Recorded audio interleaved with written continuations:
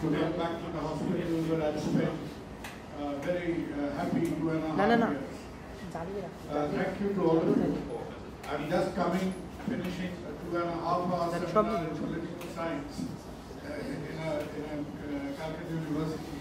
So I hope I don't get one mixed up with the other. So thank you very much once again. Now, when we discuss, I think you have the lights good to me.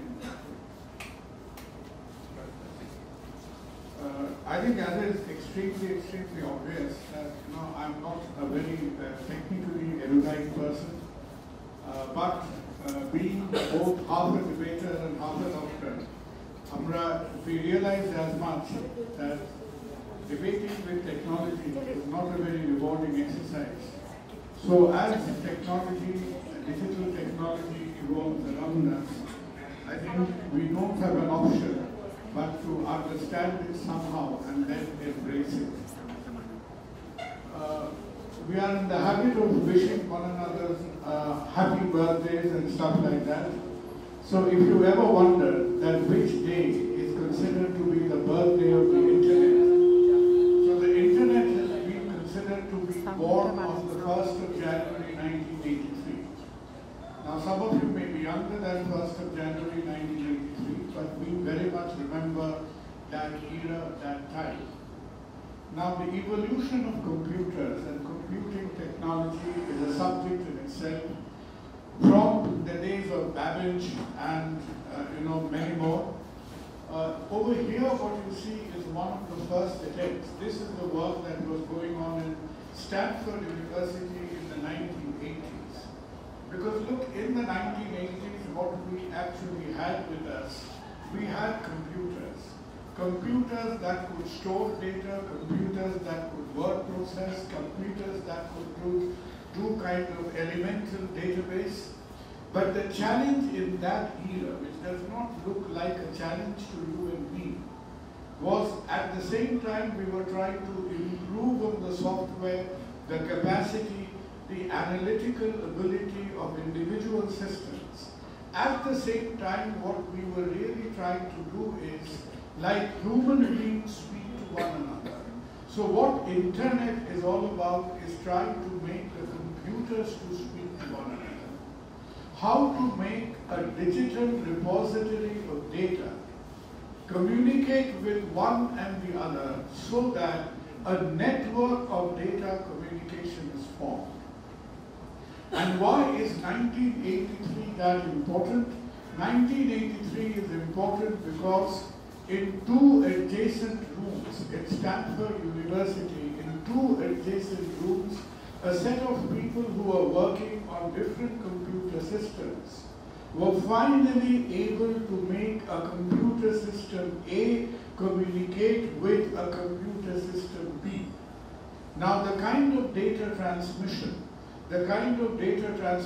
technology they were using is very not only primitive, but very different from what we know today.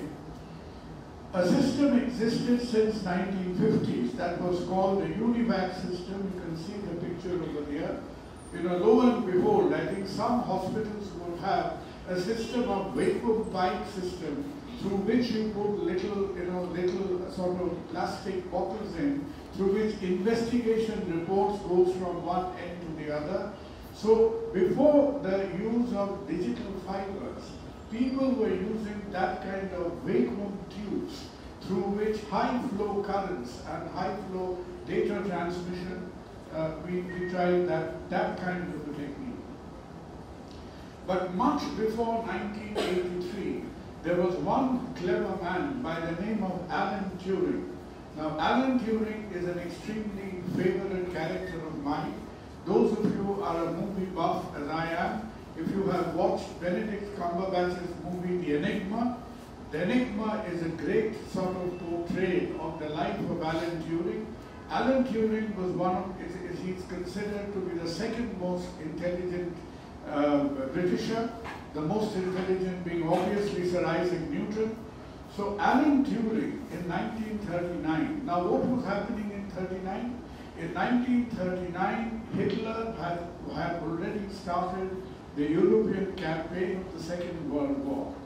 Hitler had marched into Czechoslovakia, he has marched into Poland, and it was absolutely obvious that unless Great Britain capitulated to Hitler, that sooner rather than Hitler, Germany will bombard, will invade Britain.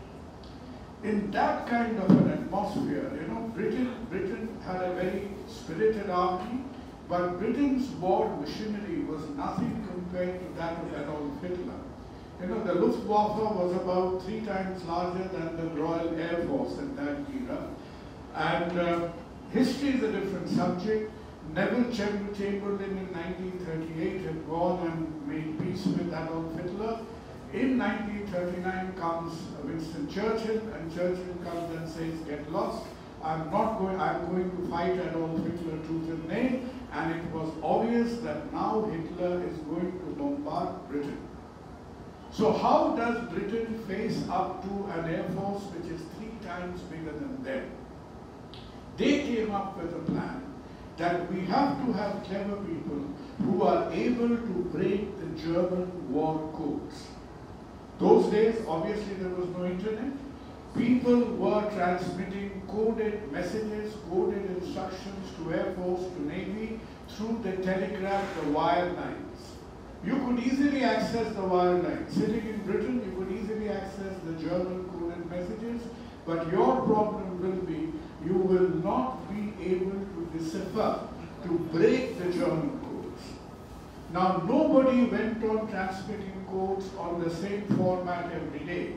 So there used to be a background mathematical model on which the war codes will change on a day-to-day basis. That was predictable because nobody was writing the matrix on which the codes were being formed on a daily basis. Now that was the genius of Alan Turing, that he designed, this is called the first artificial learning machine ever made. It is called the Enigma machine. So when the movie on Turing's life was made, it was called Enigma. So Enigma, the beautiful thing, Enigma had no semiconductors. This is before semiconductors, this is before chips were even discovered. So through a system of moving parts and pulleys, he was able to program this machine. So on literally a daily basis, they could break and decipher Germany's war codes.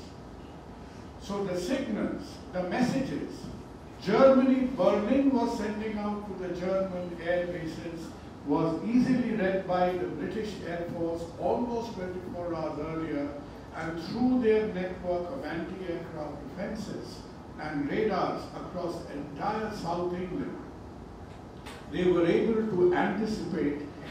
The operation was called Operation Overlord, and that is why Hitler's Operation Overlord did not succeed. After bombarding Britain for 40 days, he had to go back because the British were putting up a great resistance thanks to the first artificial learning machine called the Enigma. The evolution of the internet moves on. You have now scientists talking and scientists trying to devise methods and protocols by which message can be transmitted from A to B and B to C.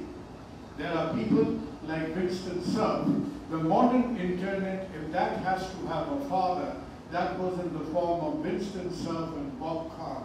Because Winston Cerf and Bob Kahn, working out of Stanford and California, does a lot of work that makes fast data transmission possible. You will hit your phones, you will go back home, and if you want to hit a website, you will type in the words www, World Wide Web. The World Wide Web was the work of this gentleman called Tim Berners-Lee. Tim Berners-Lee is a British physicist, and Tim Berners-Lee comes up with a more simplified, like from MS-DOS to had Windows. So from the complex transmission software, Berners-Lee comes up with the www protocol, with which it makes feasible for common people, for the usual run-of-the-mill computer users to get into the internet message transmission business. You see, artificial intelligence is really an extension. I mean, those of us who lived through that era, we know, first of all, we saw computers. Then we saw computers which could type text, which could do basic calculation, which could store data. You know, when I had returned to India in 1996 from England, I had to go every 3 months to an office in Dharamtala, to the BSNL office, pay them some 400-500 rupees, and get an internet connection that made it possible for you to send only text mails. So even remember, there was some company called Pine Labs or something like that. So remember, even in the mid-90s, a 5-line, 6-line text mail is all you could send. There was no question of sending any pictures or seeing pages or downloading, movie files, etc. There was no question at all. But as all that was happening, right from 1950s, now the scientists were thinking that what was the next step ahead? The next step ahead was, just like Alan Turing's Enigma machine, that they were working very seriously, that based on a system of programming, these machines should be able not just to store data and calculate and give you some fixed fields and fixed results, but they should be able to function a little bit like a human brain and come up with something which was beyond than the predicted task.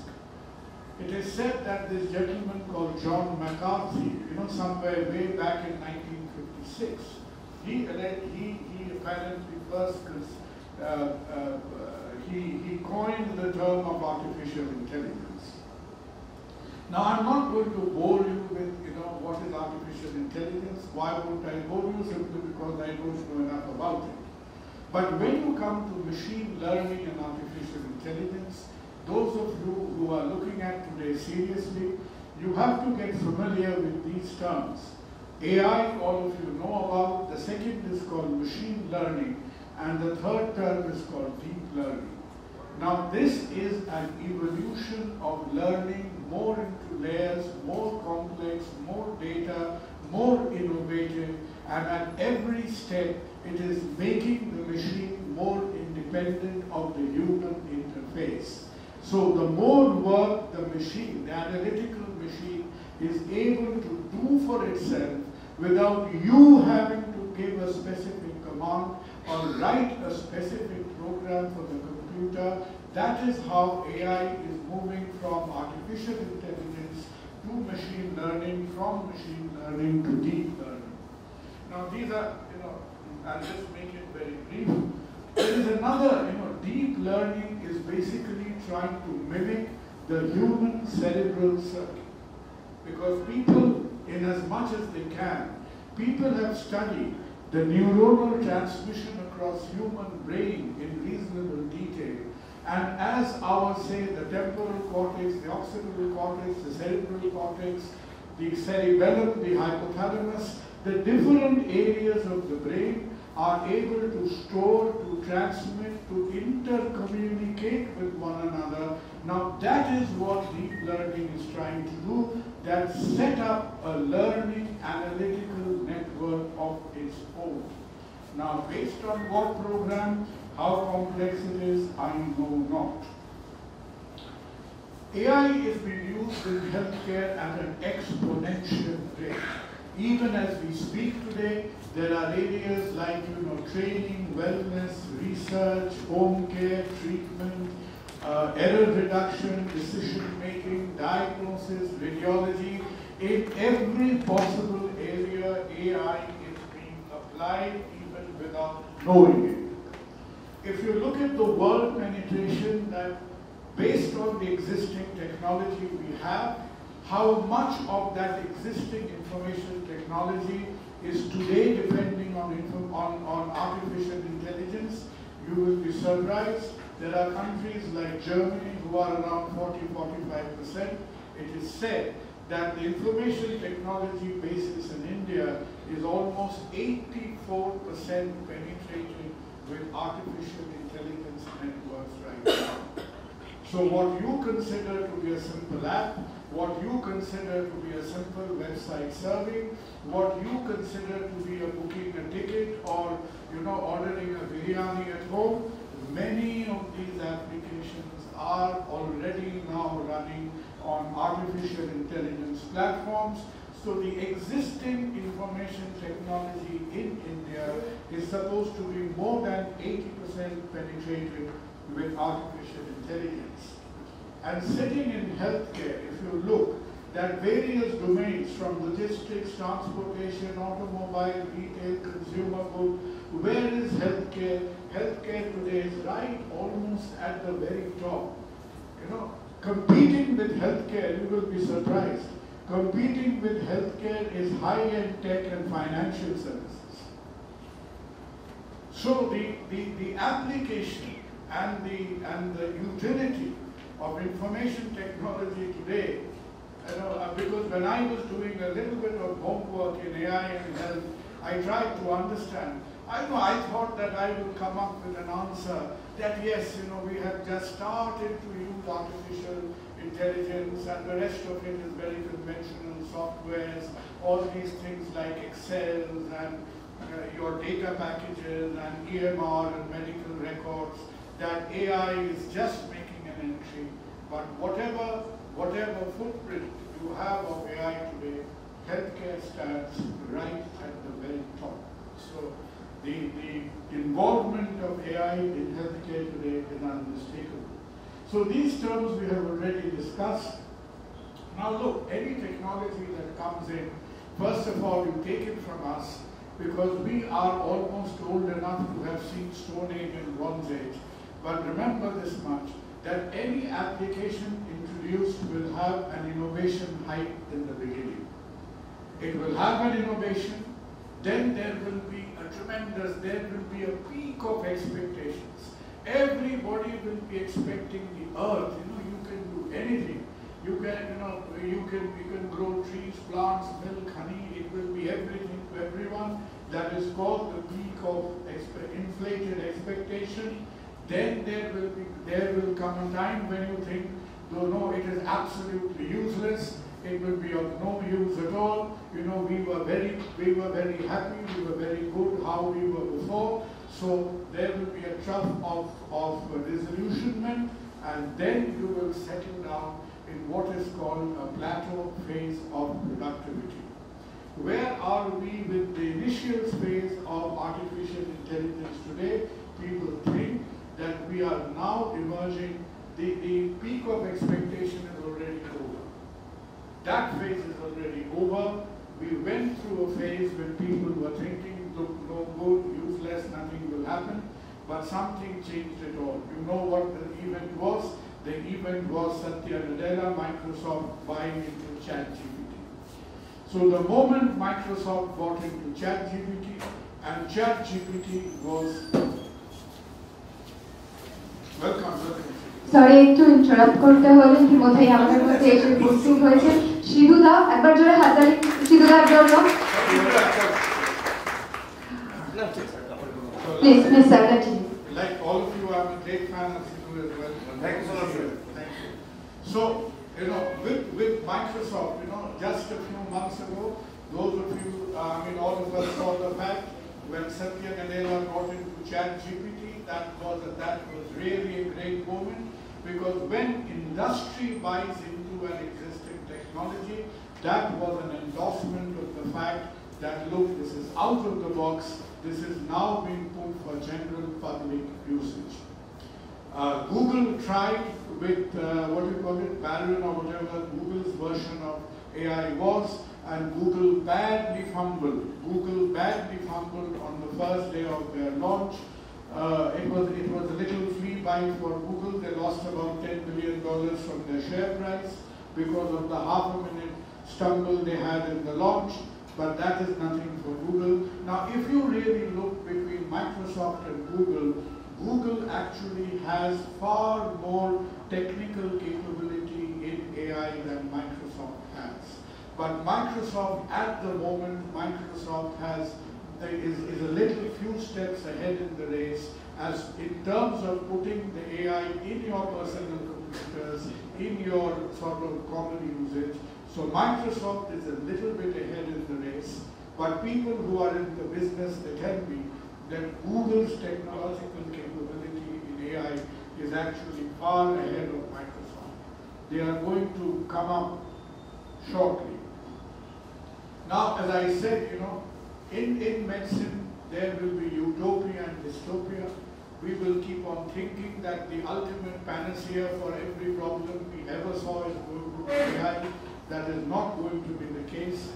Now, where are we, which are the companies? When you look at AI in healthcare, who are you looking at? Surprise, surprise, the company which is making the fastest entry into AI in healthcare is Amazon. Now, actually, Amazon and Google put together, you see, if Google was a country today, Google would be the world's 7th or 8th largest country. If Amazon was a country today, Amazon would be the world's 11th or 12th largest country in terms of their consolidated GDPs. Now, these two giants, Amazon and Google, have got together. Alphabet as well is in the act, and they have formed a company. And I don't think there are many doctors in the audience today because this is not good news for them. And that company has a motto. That company has a tagline. And that company's tagline is medicine without doctors. So the three tech giants have teamed up together and they are trying to move into an interface and saying medicine without doctors. So many of you think that Amazon makes a lot of money by selling products. Perish the thought. Amazon makes a net loss in its e-commerce business. E-commerce is not Amazon's main business. Amazon's main business is cloud. Amazon's main business is cloud, interface, data storing, and through their cloud business, through radio diagnostics, through EMR, electronic medical records, error reduction. Those of you who are in healthcare management, I think all of you do a whole lot of work in medical error reduction. Error reduction in medicine is considered to contribute to at least a 2 to 3% attrition as far as in terms of money terms. In terms of gross money terms, if you did a management analysis, that how much does, the errors of omission and commission cost in medicine, it is something easily at 2 to 3%. So error reduction in medicine, management people will know there is something called a DMAIC protocol, which is a little bit complex for a stupid man like me. So error reduction is something that healthcare is looking at very seriously. Now, diagnosis and pathology will actually be automated through AI in no time. I think like you have, technicians reading your blood reports and blood films and histopathologies and giving you diagnosis, I think doctors will be eliminated from diagnostics in no time at all. I do not see the role of a pathologist surviving as a human being in a pathology lab for much longer. Radiology units will not have radiologists. Pathology units will not have pathology. There may be arbitrators who may seek second, third appointments for them, but this entire change is going to be a sort of machine-driven process. And it has been well proven. There is no point us saying that I am God's gift to something or the other, and I am the best in everything. The error rate in machine-driven processes are much lower. They are much, much lower than the human interface. Medical records. Now, medical records is something in which we have not done very well at all, because hospitals like this one and many other hospitals around it, each individual hospitals, each corporate block of a hospital have, it is like, the biblical story of Tower of Babylon. Each one of us have their own individual databases, own individual medical records, and A is not able to speak to B, B is not able to speak to C. So each one of us think that we are in a very high-tech, secluded state from one another. Now I think that they are trying to standardize medical records into huge cloud storage bases. And if you have a system A, the hospital next door has a system B, the next chap has a system B, no problems. AI will be able to scan and read across A to B, B to C. And so you do not have the onus to standardize anymore. Standardization will be done for you. It is almost like your pocket translator, that you speak in German and the translation comes out in English, they are going to do the same. So no matter what software you use, your data will be seen by one another very easily. Last, before we close, how is it influencing therapeutics? Now, of course, it is influencing critical care, it is influencing the way we prescribe, it will influence, like in my field of work, I almost see 100 angiograms every day and will have to scratch my head. How do I treat patient number 1 vis-a-vis patient number 51? I think all will be given to me. Now people will not come to you with an angiogram. People will come to you with an angiogram and an advice. Now whether you agree with the advice is your problem, and if you deviate from the advice, then the onus is on you to tell why. Surgery. Now surgery is in a very interesting stage now, because we happen to be in a city right now which has, I think Calcutta as of last count has probably the 10th robot has just come into the city. We used to have 9, I think as of last week we probably have 10. So robots, honestly, I'm very lucky, because robots are not good in microvascular work still. Robots are very good in sort of ablative surgery, cutting things through small incisions. They are doing an extremely good job of it. This is a Da Vinci robot. There are quite a few Da Vinci robots now. We have one. Why is Da Vinci, well, apart from being called Da Vinci, why is Da Vinci so clever? Da Vinci is clever because just hold your hand and see your hand. Your hand is only able to move in 3 planes, in this axis. A Da Vinci arm can move in 12 axes, right? And there are that many arms and they can go through any little space as possible. And the one next door is even cleverer. We just got one of them a month ago. I see that they're being operated just across my OT is the orthopedics operating theater. So this is all the measuring, The next time you go to have yourself, I think people buy ready-made clothes nowadays. So this is like you go to a tailor shop and have yourself measured by the robot. You come inside the operating theater, all the measurement is done by the robot. You see, I'll show you a short film.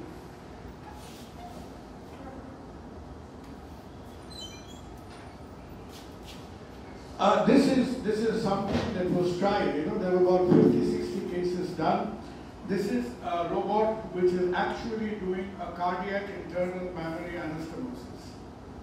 When we anastomose, it looks very big. This is the artery, the internal mammary artery. We are stitching onto the chest.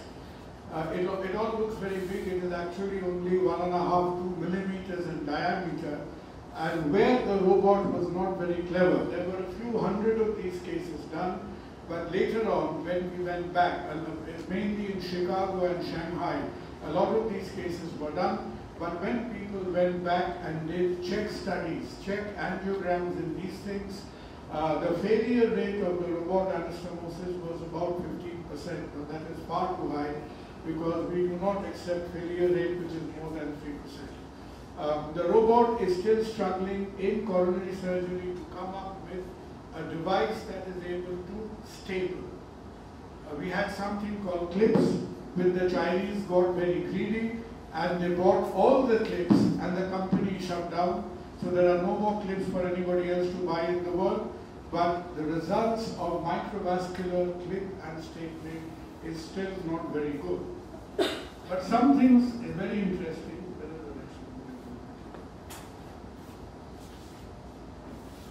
So don't think surgeons are the only people who are under threat. Till such time, I think the robot is able to stitch very well. Just release the, just take the volume down. Device. That voice will be coming Can you from a control the volume from here? anesthesiologist. A computer, yes. This is a robotic anesthesia. So this is a patient which has come into an operating theatre. And there are no doctors.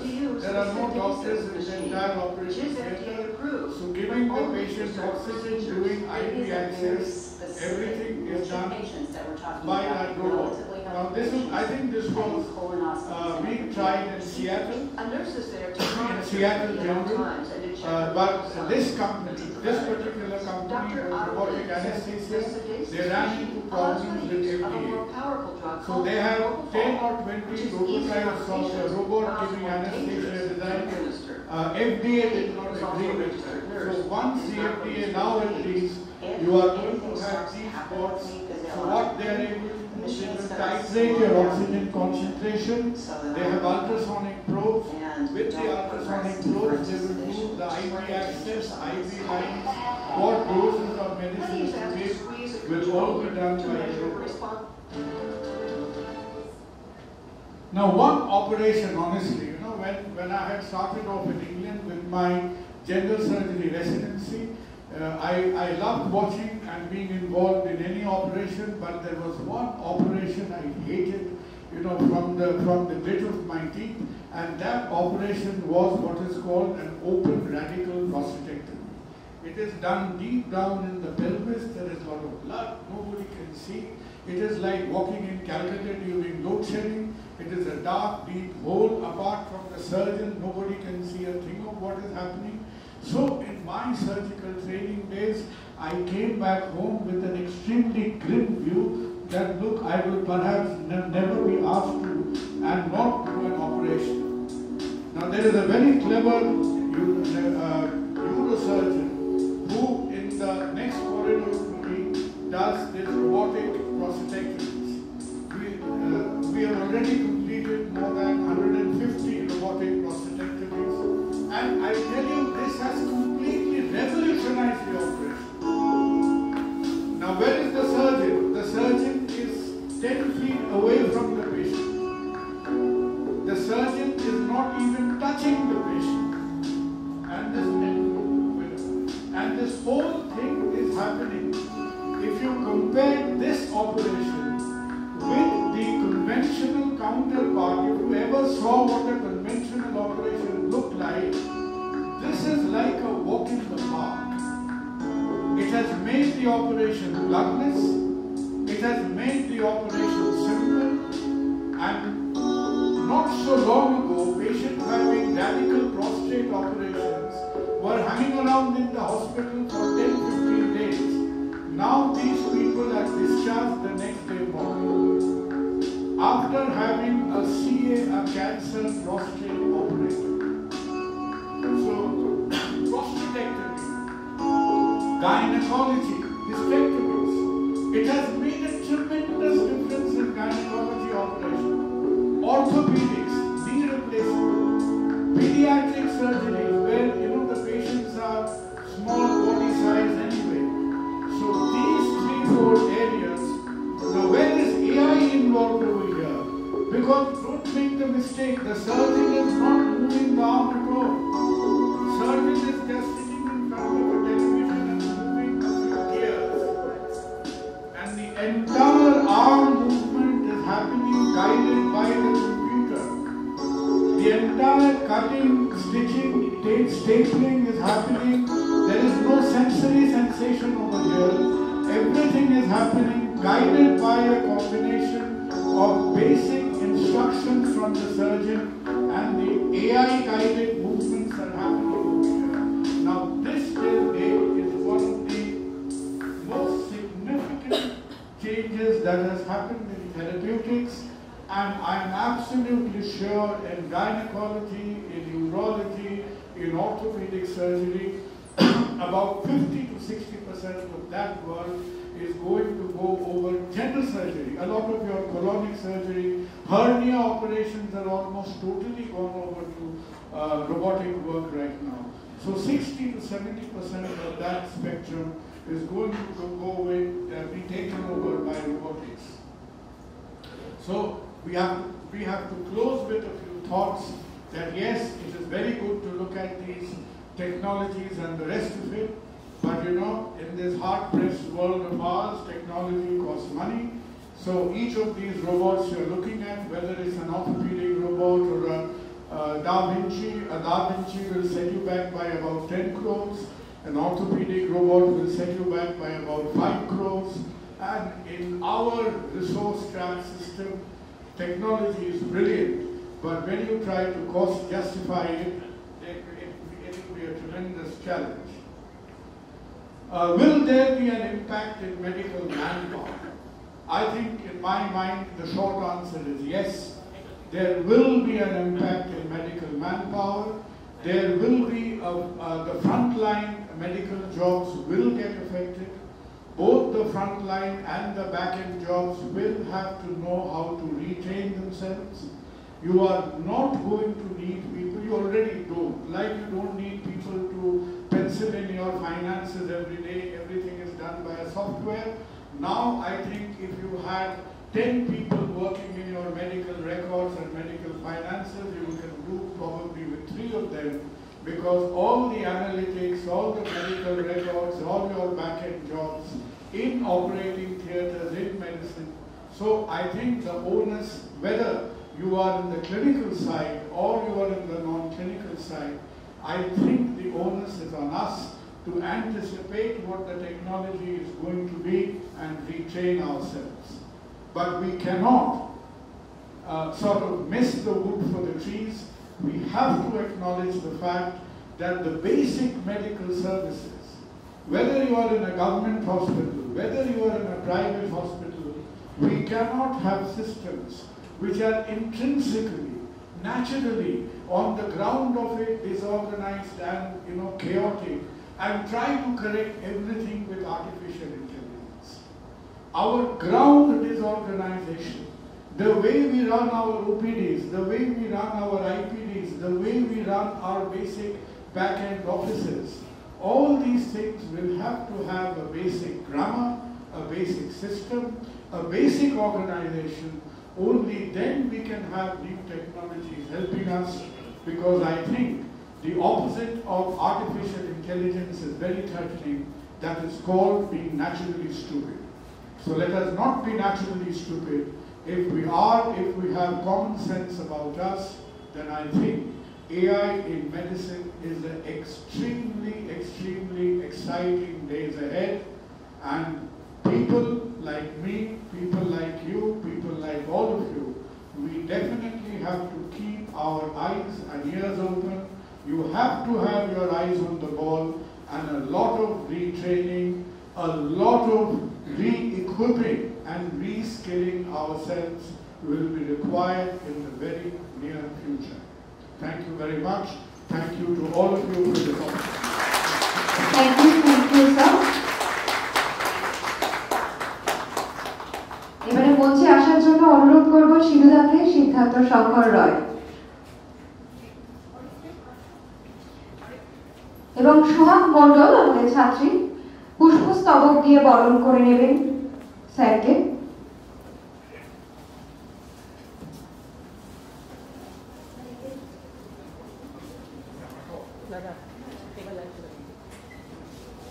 পুষ্পস্তবক দিয়ে বরণ করে নিচ্ছেন সোহাগ মণ্ডল।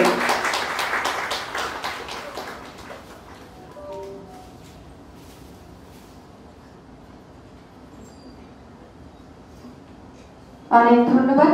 আচ্ছা, দর্শক থেকে আমরা 5টি প্রশ্ন নেব। তো যারা রয়েছেন আমি বলবো যে একটু মাইকটা দর্শকদের দিয়ে দিতে, ওখান থেকে যদি কিছু প্রশ্ন থাকে তাহলে ডক্টর সরকার ওনারা রয়েছেন, বাকিরা রয়েছেন, যদি কোনো প্রশ্ন থাকে আপনাদের দর্শক থেকে।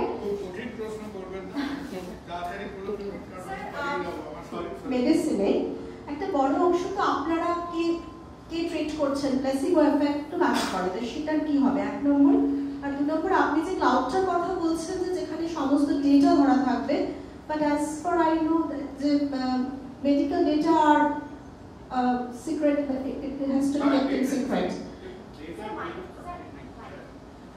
Data privacy is important. You see, that's a different subject in its own right. Data privacy te duto area te khub serious kaaj hocche. Ma'am, if you are aware of, there is a European data privacy standard jetake GD, I think amar boys hoye geche, amar brain ta half khuse geche, I think GDPR bola hoye. So GDPR is the European Union standards of data privacy. এই কিছুদিন আগে যখন আমাদের লোকসভায় মণিপুর নিয়ে খুব হইচই হচ্ছিল, ওই মণিপুরের হইচইয়ের ফাঁকে একটা বিল পাস হয়েছে Indian parliament, that is called the 2022 Digital Privacy Act, right? Now, not everybody is very happy with the Digital Privacy Act, because it has put a lot of onus on the government, etc. You are absolutely correct. Medical data is very well supposed to be very well protected, very protected data. So when you are coming to extrapolation of data, dekhun khub sambhabot 2025-26 er moddhe all hospitals, like you as an individual, you are submitting your financial data and everything to the government. The government will now extrapolate. National Medical Council will make it absolutely stipulatory for all hospital data to go to the NMC and from there on to the Central Health Ministry. Ebar proshno hobe ora kibhabe sei data ta cover korbe. Supposing you have a EMR A and I have a EMR B and they have a EMR C, something is coming up. Ora bolbe, because your basic things like admissions, procedures, maybe even 30-day mortality and outcome, that reporting, like reporting of financial data, that will be made. But yes, there is a lot of concern. You are absolutely correct. যেমন আপনার smart ওয়াচের দিয়ে আপনার data আছে, আপনার আজকে wait কত, আপনি কত স্টেপস নিয়েছেন, what is your calorie planning. There is more vigilance on individual data. এবার এই যে বললাম Indian 2022 Data Privacy Act and the government, that act is with the government. It is not no third party administering it. As long as the government is okay. Well, if the government is okay, if you receive an email from the government one fine morning that, look, I want to see your last year's clinical data return, I think we are all filing some clinical data, but not loads of it. But এখন এই data gathering is going to be very simple, very simple. It's just one click and NMC is going to grab all our data. I don't think we'll escape it. অসংখ্য ধন্যবাদ। আর কারোর কোনো প্রশ্ন রয়েছে? Please.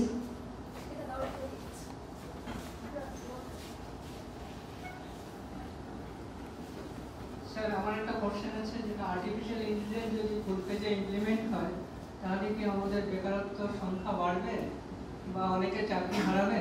দেখুন, এই প্রশ্নটা সবসময় থাকে। আপনি দেখবেন কি হয় যে এক ধরনের কাজ তো নিশ্চয়ই এফেক্টেড হয়। আমি ঠাট্টাইয়ার্কি করছি না, এটা সেই জ্যোতিবাবু আর কম্পিউটারের দিনে আমাদের নিয়ে যাবে। হ্যাঁ, যে আমাদের মুখ্যমন্ত্রী রাস্তায় নেমে প্রায় আটকে ছিলেন যে কম্পিউটার আসতে দেবেন না। আর এটা একটা ইন্টারেস্টিং প্যারালাল আছে, কি জানেন তো, যেমন কম্পিউটারাইজেশন পরে সব থেকে আগে যারা চিন্তা করেছিল তারা হচ্ছে কাগজের ইন্ডাস্ট্রি, পেপার, যারা প্রিন্টিং পেপার তৈরি করে, তারা মনে করেছিল আমরা গেলাম, কারণ সবই তো পেপারলেস, সবই ডিজিটাল। কম্পিউটার আসার পরে আপনার consumption of paper has increase. আপনি হয়তো খাতা কম কিনছেন, আমরা ছেলেবেলায় এরকম বগলে বঙ্গলিপি খাতা নিয়ে ঘুরে বেড়াতাম, সেটা আপনি দেখতে পাচ্ছেন না, কিন্তু হরে ধরে আপনি অনেক বেশি A4 পেপার এখন। So what you exactly consume, কে কি কাজ করছে সেটা রিডিফাইন্ড হবে। তো আমি মাঝে মধ্যে ছেলেদের স্কুল কলেজে যাই, এই আজকে ক্যালকাটা ইউনিভার্সিটির একটা সেমিনার করে এলাম, তো আমি সবাইকে বলি যে who are you competing with, who are you competing, আপনার সব থেকে বড় ইন্টেন্স কম্পিটিটরটা কি, যার থেকে ছেলে মেয়েকে বাঁচিয়ে রাখতে হবে। This fellow is your intense competitor. আপনার পাশে যে ছেলে মেয়েটা বসে আছে, they are not your competitors, So একটু আমাদের ভাবতে হবে, you and I better acquire a skill set which this gentleman is not able to do. এর মধ্যে যে স্কিল সেট এসে যাচ্ছে আমাদের তারপরে একটু ভাবতে হবে এখন কি আসবে, কিভাবে আসবে। এর উত্তরটা যদি চান, আমার বয়সের থেকে 40 বাদ দেবেন, 40 বাদ দিয়ে একটা মোটামুটি বছর 15, 20, 17 ছেলে মেয়েদের একদিন জোগাড় করবেন। They are the people who have the answers. I tell you seriously. If you ever want to know what the answer is, যদি বাড়িতে about ওই 13, 14, 15, 16 ছেলে মেয়েরা থাকে, জীবনে মনে করবেন না ওরা কিছু জানে না, ওরা কিছু বুঝছে না, ওরা ব্যাপারটা হজম করে অলরেডি জিনিসটা বুঝে নিয়েছেন। ওদের সঙ্গে কথা বলবেন। If anybody is seeing into the future today, a 70-year-old, 16-year-old is seeing. They know the answer. আমি আপনি বুঝবো, 2 বার হোঁচট খাবো, 3 বার গায়ে কালশিরে হবে, তারপরে বুঝলাম এই কাজ নিয়ে টানাটানি হচ্ছে। ওদের দিকে খেয়াল করবেন, how they are moving themselves, they already know the answer. And they are thinking very differently. I tell you, they are thinking. আপনি শিরুর লাইনে জিজ্ঞেস করুন, যেভাবে ওরা ক্রিয়েটিভিটি করছে, যেভাবে ওরা গান বাজনা করছে না, তুমি তোমার লাইনেই দেখতে পাবে, আমাদের লাইনেও দেখতে পাবে।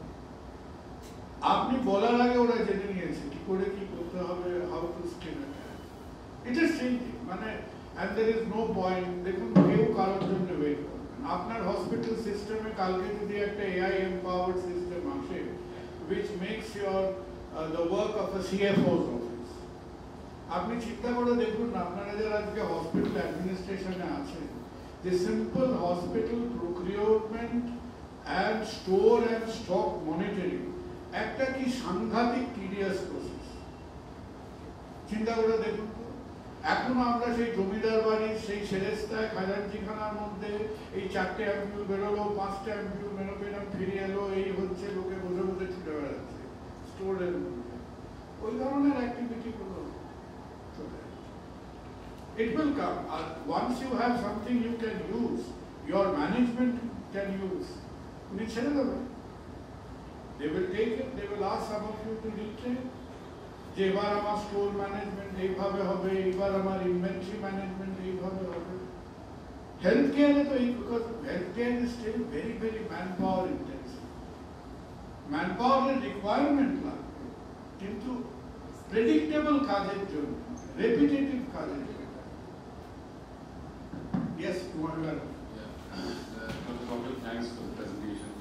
দুটো ডাইমেনশনে আমার মনে হয় আপনি যদি একটু বলেন তাহলে বেটার হয়। In terms of access, artificial intelligence, and in terms of access for ordinary people to access healthcare. And number 2, in terms of cost, because what we have seen over the last few decades, that cost has become prohibitively expensive. Okay, will this have a favorable impact on both these two dimensions? Thank you. I take a last question first. You see, if you look at আমি ওনাকে দেখতে পাচ্ছি।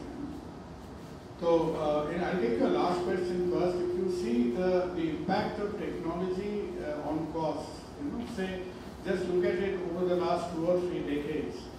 Honestly, I think there will be some exceptions, but by and large, maybe the Chinese have got a lot to do with it. But technology has really brought down costs. Now, if you look at healthcare being one area, I'm not looking at American costs.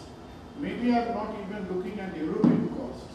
But look at average. Say, if you look at the Indian domain, if you consider how consumer price index have gone up in India. I actually have a presentation of it. I have spoken to the cost accountants and financial people about it. If you look at the consumer price index behavior, today the field of work I do, I do average bypass surgery. Today you are doing an average bypass surgery or an angioplasty, say for around 2 lakhs, 2.5 lakhs, 3 lakhs, etc. Today, by consumer price index, that should be costing 3 times the amount. Okay, so I think on the consumer cost wise, it has actually been favorable. Now, from your management end, if you are a healthcare, it is like you changing software. Tomorrow morning, if you wanted your management system software to change, now that will cost you a bomb. You know, those big software comes with big prices, humongous prices. So the cost will change. You look at West Bengal today. You know, this time last year, I'm just giving you. I talk about heart all the time because I'm a plumber. I do that for a living. This time last year, you look at West Bengal. This time last year, in this entire state of 10 crore people, we had 28 or 29 cardiac cath labs. You know cardiac cath labs where we do angiograms, angioplasty, all this kind of thing happens over there? You know what? How many cath labs we have within 11 to 12 months? Take account today, you have 132 cath labs in West Bengal. You know why? Simply because cost. Today, people think whether they are going to buy a car or whether they are going to buy a cath lab. A cath lab which was costing an arm, people used to think, oh, we have to buy a cath lab, 3 lakh, 4 lakh, 5 lakhs, Siemens, Philips and all that. You have 5 Indian companies today, cost of an average cath lab which gives you quite decent output, decent workload, good picture resolution is 1.5 crores. So that technology has come down, that cost has gone down, but incorporation of new technology is going to have its costs. So I have a person next door who's doing this operation for 1 lakh. Now if I say that look, something very clever is happening, now this operation is going to cost 5 lakhs from tomorrow morning, you're gone. You will price yourself out of the business, you won't exist. So because we are such a cost conscious market, your point is very correct.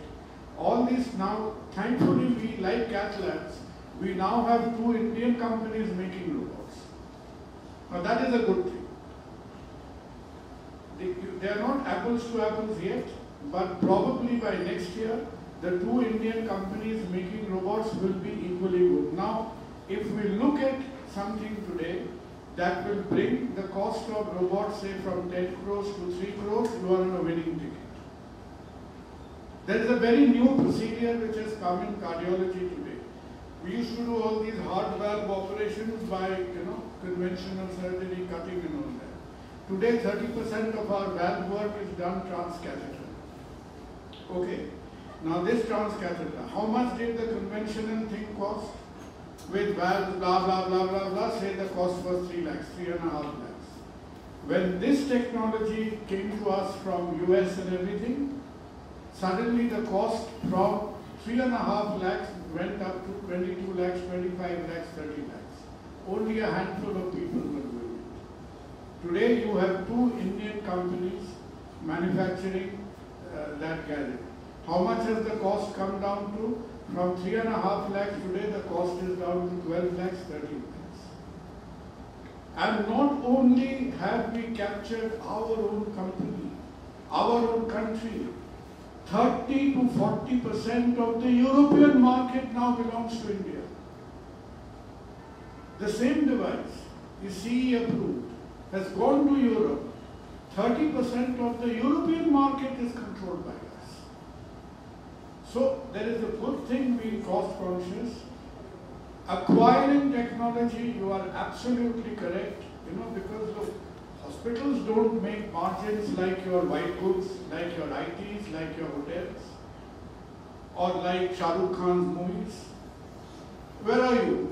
You and I are playing in that 15, 20, 22% EBITDA range. Whoever you are in the hospital is not bad. Yeah, whoever you are. First of all, you are a damn sight lucky to have your nose above water. If you do have your nose above water, you are in that bandwidth. So we do not have that much financial elbow room to maneuver. Hospital will always experience the heat of acquiring new technology, be very productive, be very innovative. Now we are spreading out our robot in 3 shifts. If somebody wants to come and say, I will require a robot for myself 1 whole day. No, won't happen. You come, start early in the morning, do your urology, give it a clean up. Next, the GI surgeon is going to come in, take a rest. Next, the gynecologist will come in, take a rest. So that is our efficiency. So both the sides are there. Acquiring new technology is like catching a hot brick, but utilizing that technology, sweating it out. Today, if I have an operating theatre and I say I'm doing 15 cardiac operations a month, it's an absolute waste of time. Unless I push 100, 120 cases in your standard price range, you might as well not even consume that electricity. It's a waste of time. So that is honestly both the strength and weakness of Indian healthcare. But that challenge will be there because healthcare is not really we don't have the luxury of huge margins. I don't think anybody has. Let's see how we cope with it. Thank you so much. Last question. আমার একটা প্রশ্ন আছে, যেটা হলো আমরা এই AI নিয়ে যে সিরিজ অফ লেকচারগুলো করছি তাতে প্রত্যেকটা আলোচনাতেই যে প্রশ্নটা উঠছে সেটা হলো ইমোশন। তো আপনার কাছে আমি জানতে চাইবো, can you incorporate human emotion on AI? মানে এটা কি সম্ভব আদৌ? Then you will look like a politician. Why do you want to do that? I don't think human emotion and think. You see, I'll tell you where খালি তো নিজের ভালোটা বলে লাভ নেই, নিজের খারাপটাও বলতে হবে।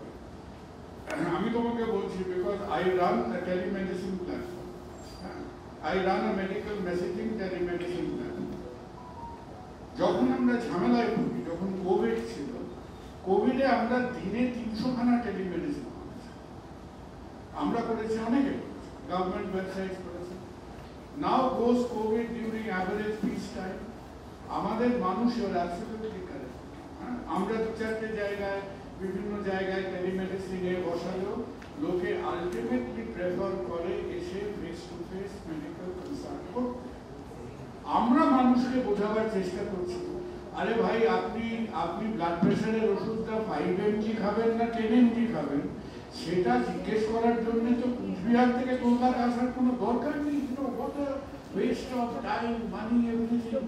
সে কুচবিহার থেকে কলকাতায় আসবে, কোথায় যাবে তাও ভালো, কেউ হয়তো কুচবিহার থেকে ব্যাঙ্গালোর যাচ্ছে। তার প্রশ্নটা কি যে আমি ওষুধটা 10 mg খাবো না 5 mg?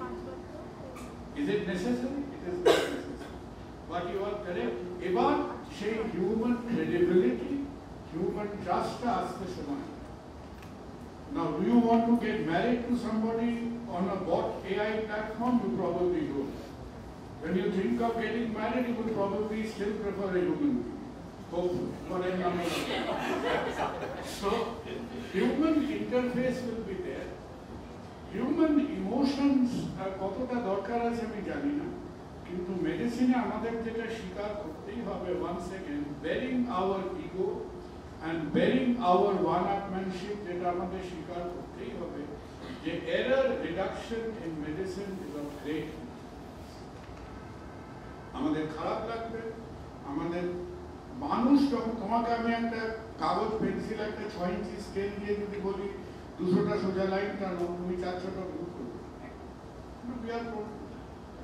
But you see, in medicine it has different implications. In therapeutics, capturing management, error reduction is important. Since we are dealing with human beings, অসুখটা কার করছে, এটা মানুষের করছে, তো সেই ইন্টারফেসটা থাকবে। Do we think there will come a time যেরকম everybody will be happy to consult a bot, as opposed to doctor so-and-so, cardiologist, somebody AI generated? Maybe one day, but I am absolutely sure I will not live long enough to see that. I would have long gone by that time. It's difficult to predict that. যেটা news তোমার লাইনে যেটা করছে, তোমরা যেটা করছো, তোমরা তো অলরেডি মানুষকে অলরেডি ইন্ডিয়ার 3টে চ্যানেলে ওয়েদার করছে, AI generated?